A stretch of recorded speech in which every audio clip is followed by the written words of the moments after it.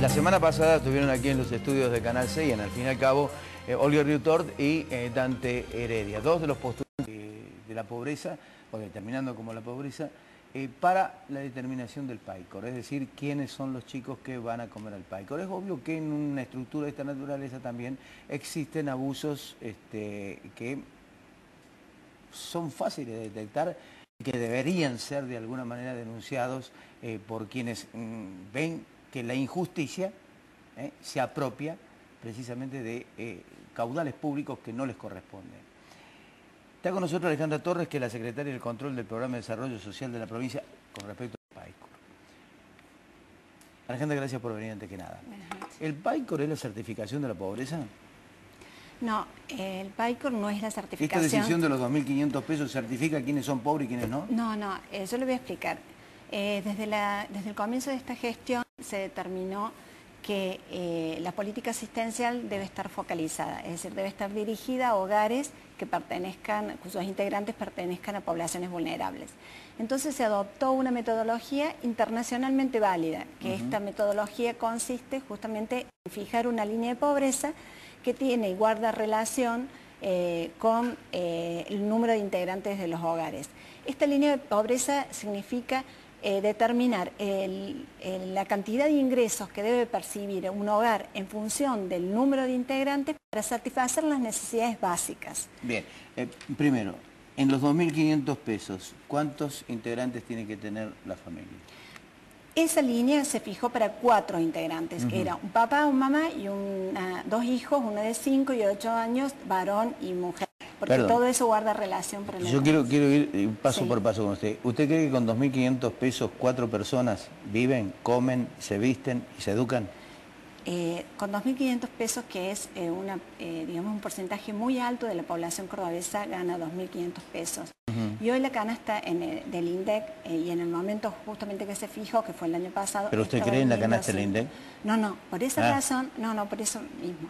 Como nosotros tenemos, los valores del INDEC para nosotros guardan algún tipo de observación, es que nosotros utilizamos bajo la línea de la pobreza, bajo esa metodología, una posición diferente. Es decir, nosotros vimos las canastas básicas totales que estaban fijando las consultoras privadas, hacemos un promedio y en función de eso determinamos este nivel de ingreso que debe recibir un hogar para estar por debajo o por arriba de la línea de la pobreza.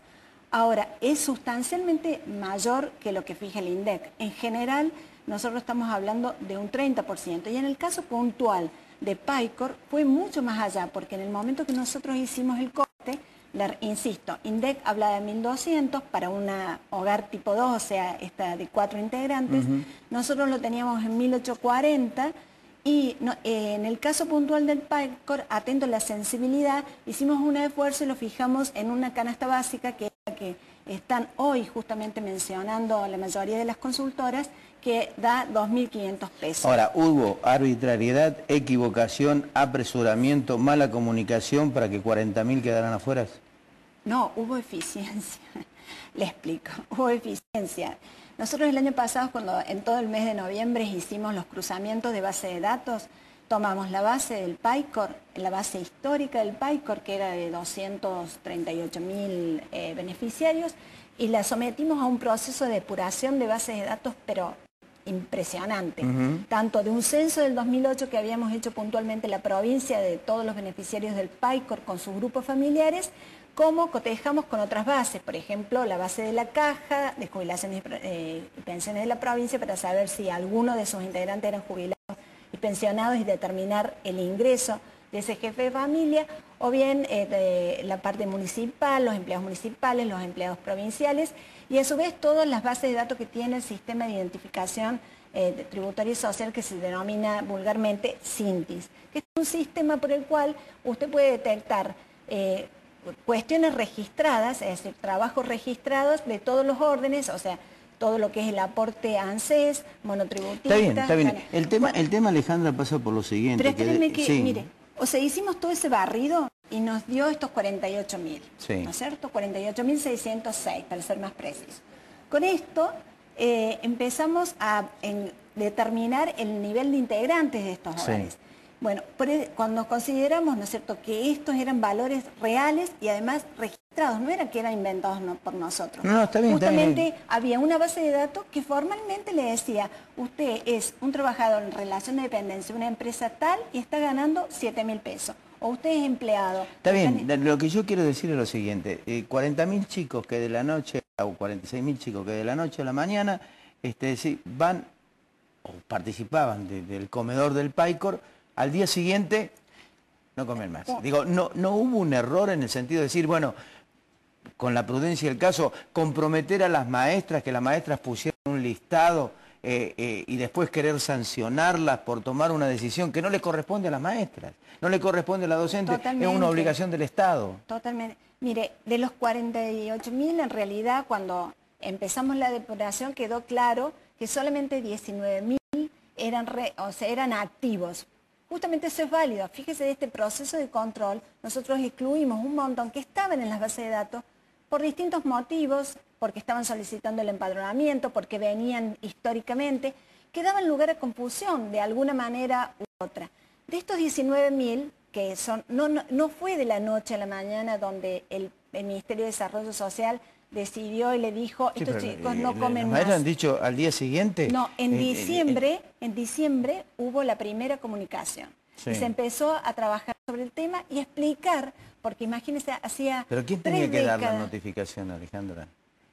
Históricamente el PAICOR se comunica con las directoras o con las maestras y ellos hacen las comunicaciones al resto. Fantástico. La pregunta es, ¿por qué una obligación del Estado la tiene que tomar una maestra que su obligación o su responsabilidad es instruir y dar clases a los chicos? Justamente ese es un punto que vamos camino, ¿no es cierto?, a eso.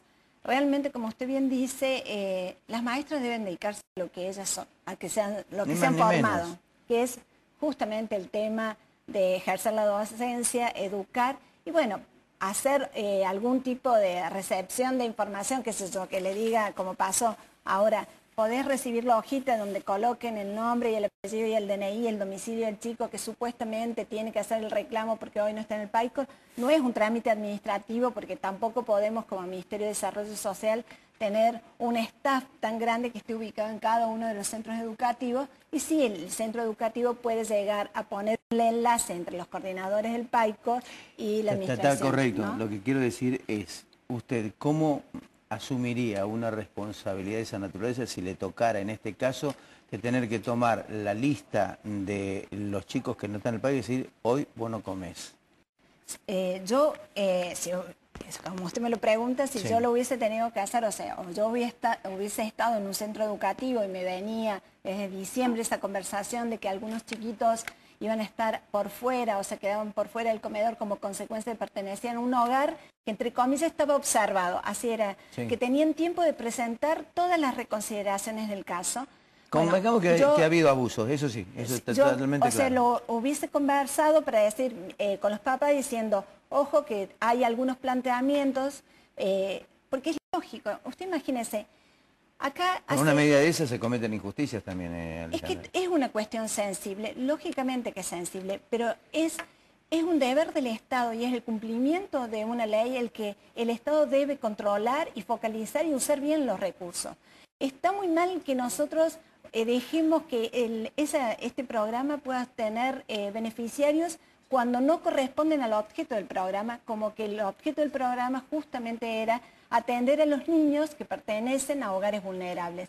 Cuando un papá declara, porque esto es lo grave, el papá en la ficha de postulación del PAICOR, históricamente, declara todos los datos de sus hijos y declara cuestiones socioeconómicas, entre ellas su salario, para lograr la admisibilidad en el PAICOR, y está mintiendo, también hasta yo le podría decir un delito. Sí, bueno, hay que porque es un ardid, un engaño para que nosotros destinemos. Hay que hacerlo público, exponerlo públicamente. Pero no necesita, mire, si uno lo hace, a veces es como que nos dicen, no, ¿por qué hicieron eso? La gente no sabe. En realidad yo creo que la posición yo no voy a defender, porque no es mi área, yo en eso soy muy respetuosa al estilo japonés, yo hago la cuestión de controles y yo le puedo decir que en los controles fuimos muy exhaustivos en cruzar todas las bases de datos, es más, yo le puedo decir, todo lo que es trabajo en negro no quedó registrado ahí, lo cual es probable que muchos hoy estén comiendo en el PAICOR y pertenezcan a hogares que porque sea empleo... ¿Esto cuándo se soluciona, Alejandra?